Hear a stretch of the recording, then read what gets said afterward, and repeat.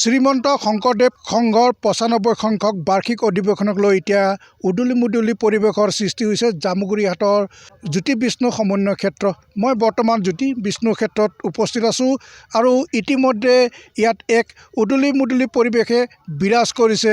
হৰি নামেৰে মুখৰ হৈ পৰিছে সমন্বয় ক্ষেত্ৰ। মই এটা পৰিৱেশ দেখিছোঁ, এইটো হৈছে শংকৰদেৱ সংঘৰ যি বাৰ্ষিক অধিৱেশনত ভোজনালয়। এই ভোজনালয়ত প্ৰায় ১০,০০০ ভক্তই একেলগে ইয়াত আহাৰ গ্ৰহণ কৰিব। ইতিমধ্যে প্ৰস্তুতি প্ৰায় সম্পূৰ্ণ হৈ উঠিছে। মই দেখুৱাইছোঁ সমগ্ৰ পৰিৱেশ। এয়া হৈছে জামুগুৰিহাটৰ জ্যোতি বিষ্ণু সমন্বয় ক্ষেত্ৰৰ পৰিৱেশ আৰু ইয়াতে অনুষ্ঠিত হ'ব ৯৫ সংখ্যক বাৰ্ষিক অধিৱেশন। অহা ৬, ৭ আৰু ৮ ফেব্ৰুৱাৰীত অনুষ্ঠিত হ'ব এই বাৰ্ষিক অধিৱেশন। আৰু ইতিমধ্যে অসমৰ পৰা বিভিন্ন ভক্তপ্ৰাণ ৰাইজ ইয়াত উপস্থিত হৈছে। ইয়াত নদুৱাৰৰ ৰাইজ আছে, জামুগুৰিহাটৰ ৰাইজ আছে। তেওঁলোকে ভক্তসকলক আদৰিবলৈ ইতিমধ্যে উৎসাহেৰে ৰৈ আছে। আৰু ইয়াত এইটো যি ভোজনালয় দেখিছে, ইয়াত অসমৰ বিভিন্ন প্ৰান্তৰ পৰা আহিবলগীয়া সদস্যসকলক ইয়াত একেলগে প্ৰায় ১০,০০০ তেওঁলোকে আহাৰ গ্ৰহণ কৰিব পৰা সুবিধা তেওঁলোকে প্ৰস্তুতি কৰি তুলিছে। মই এই অঞ্চলৰ ভক্তপ্ৰাণ ৰাইজ আছে, শ্ৰীমন্ত সংঘৰ তেওঁলোক প্ৰাথমিক সদস্যসকল আছে। মই পৰিৱেশ দেখুৱাই লৈছোঁ। তেওঁলোক এক প্ৰকাৰ উৎফুল্লিত, কাৰণ শোণিতপুৰ জিলাৰ জামুগুৰিহাটত অনুষ্ঠিত হ'ব ৩দিনীয়া কাৰ্যসূচীৰে বাৰ্ষিক অধিৱেশন। আপোনালোকৰ প্ৰস্তুতি কেনেকুৱা চলিছে? কৃষ্ণ জয়গুৰু শংকৰ।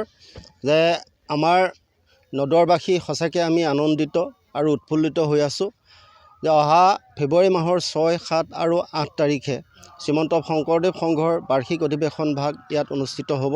সেই উপলক্ষে ইয়াত যিখিনি কৰিবলগীয়া কাম, সেই কাম বনখিনি ইতিমধ্যে সম্পূৰ্ণ হৈছে, প্ৰায়খিনি সম্পূৰ্ণ হৈছে আৰু কিছু শতাংশ বাকী আছে। অহা এসপ্তাহ 10 দিনৰ ভিতৰত আমি ভাবিছোঁ সেইখিনি সম্পূৰ্ণ হ'ব। ইতিমধ্যে আমাৰ শিবিৰসমূহ প্ৰায় সম্পূৰ্ণ হৈ উঠিছে, মূল মণ্ডপৰ কাম সম্পূৰ্ণ হৈছেই। আৰু আমাৰ যি গুৰুগৃহ, সেই গুৰুগৃহৰ আজি আসন প্ৰতিষ্ঠা আছে, গুৰু আসন প্ৰতিষ্ঠা আছে। সেই উপলক্ষে কাৰ্যসূচী ইতিমধ্যে চলি আছে।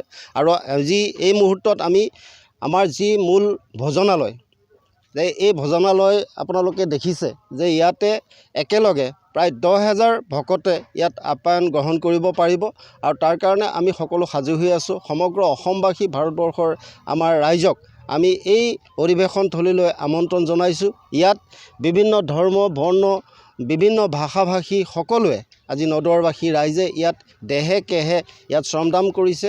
সকলোৱে লাগি ভাগি এই অধিৱেশন ভাগ সফল কৰাৰ কাৰণে উঠি পৰি লাগিছে। আৰু বিশেষকৈ আমি ক'ব লাগিব যে আমাৰ নদুৱাৰ সমষ্টিৰ সন্মানীয় বিধায়ক শ্ৰীযুত পদ্ম হাজৰিকা দেৱৰ প্ৰত্যক্ষ নেতৃত্বত ইয়াত যাতে কোনো ধৰণৰ ক্ৰুটি নৰখাকৈ এই অনুষ্ঠান ভাগ সফলভাৱে সমাপন হয়, তাৰ কাৰণে যাৱতীয় প্ৰস্তুতি তুংগত চলি আছে। আৰু আমি এই সুযোগতে সমগ্ৰ অসমবাসী, ভাৰতবৰ্ষৰ ৰাইজক আমাৰ এই ৬, ৭ আৰু ৮ তাৰিখে অনুষ্ঠিত হ'বলগীয়া অধিৱেশন থলীলৈ আমি আমন্ত্ৰণ জনাইছোঁ। আৰু আমি নদুৱাৰবাসী, বিশেষকৈ ১২চৰীয়া ভাওনা খ্যাত জামুগুৰিহাট, টুপীয়া, নাগশংকৰ, কুসুমতলা, চতিয়া সমগ্ৰ অঞ্চলৰ ৰাইজ উদগ্ৰীৱ হৈ আছে যে ভকতসকলক আপ্যায়ন কৰিবৰ কাৰণে, আতিথ্য প্ৰদান কৰিবৰ কাৰণে। আৰু সকলোকে আমি আমন্ত্ৰণ জনাইছোঁ। আশা কৰিছোঁ যে এই অধিৱেশন ভাগ সফল হ'ব। তাৰ কাৰণে আমি সৰ্বতো প্ৰকাৰৰ সহায় সহযোগিতা সকলো পক্ষৰ পৰা আমি কামনা কৰিছোঁ। হয়, ইয়াত মহিলা ভক্তসকলো আছে। এই সাংস্কৃতিক নগৰী জামুগুৰিহাটৰ এটা ঐতিহ্য আছে, সকলোৱে জানে। এই অঞ্চলৰ জামুগুৰিহাটৰ ভক্তপ্ৰাণ মহিলাসকল আছে। মই যদি তেওঁলোকৰ পৰা এটা হৰিনাম শুনিব পাৰিম, বাইদেউ এটা হৰিনাম যদি আপোনালোকৰ মুখৰ পৰা শুনিব পাৰোঁ। নামি গংগাৰ জল ল'বলৈ যায় মন, পগলা মন লহেৰ নামতে শৰণ।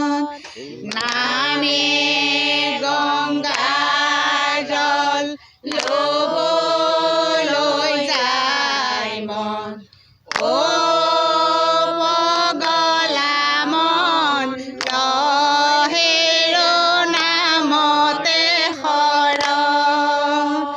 মই দুৰাচাৰ কেৱলে তোমাৰ অপৰাধী নাৰায়ণ।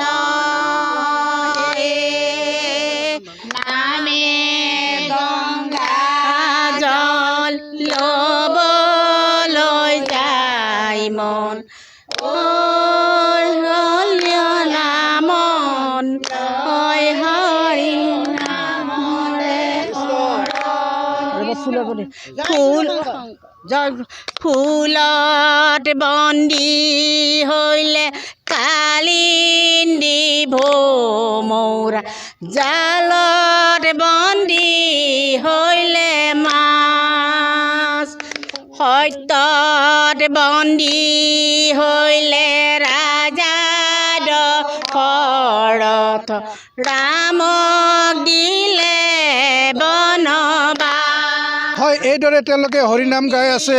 চৌদিশে উখল মাখল পৰিৱেশ, হৰিনামেৰে মুখৰিত হৈ পৰিছে সমন্বয় ক্ষেত্ৰ। জামুগুৰিহাটৰ ঐতিহ্যস্থলী এই 6, 7 আৰু 8 তাৰিখে অনুষ্ঠিত হ'ব শংকৰদেৱ সংঘৰ বাৰ্ষিক অধিৱেশন। আৰু এই বাৰ্ষিক অধিৱেশনখন সম্পূৰ্ণভাৱে সফল কৰি তুলিবলৈ সমূহ ৰাইজৰ উপস্থিতি একান্তভাৱে কামনা কৰিছে শ্ৰীমন্ত শংকৰদেৱ সংঘই।